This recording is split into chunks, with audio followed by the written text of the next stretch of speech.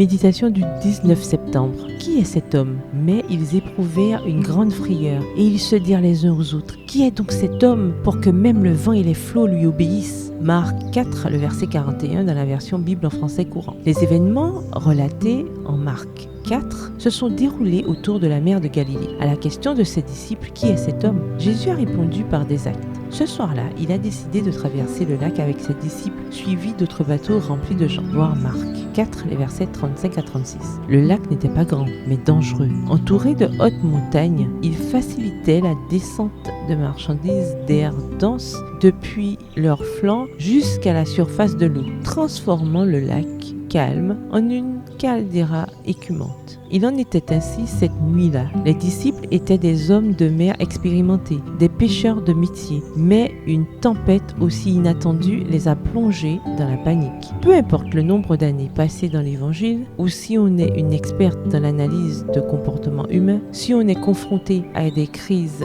inattendues et soudaines, la réponse sera aussi désespérée que celle des disciples.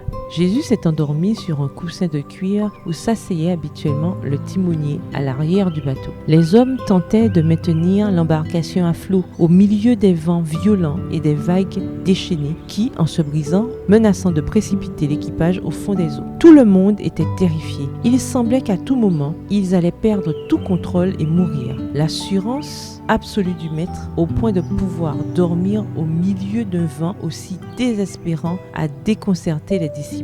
Démunis, ils lui ont crié: Maître, tu ne te soucies pas de ce que nous périssons? Marc 4, le verset 38. Lorsque les tempêtes de la vie menacent de vous détruire, vous vous demandez si Dieu se soucie de vous. Parfois, on a l'impression qu'il est absent, mais même s'il y paraît, il est toujours à la barre de votre vie. Calmement, Jésus s'est levé et a réprimandé la tempête comme s'il s'était agi d'un monstre en colère au lieu d'une tempête. Silence! Tais-toi, Marc 4, verset 39. Immédiatement, les eaux se sont apaisées et sont redevenues un lac placide. Le cauchemar était terminé et intrigué, on s'est demandé avec une peur soudaine qui était cet homme. Peut-être se sont-ils souvenus du Dieu de l'Ancien Testament qui avait menacé la mer et l'avait séparée en deux. Il marchait avec le Dieu des vagues et des tempêtes, Yahvé, et il ne le savait pas. En ceci, nous sommes aussi impuissants que les disciples au milieu de la mer en furie. Mais celui qui a imposé la paix aux vagues de Galilée a aussi une parole de paix pour chaque âme. Quelle que soit la violence de la tempête, ceux qui se tournent vers Jésus en s'écriant « Seigneur, sauve-moi » obtiendront la délivrance. Bonne journée, que l'Éternel vous bénisse.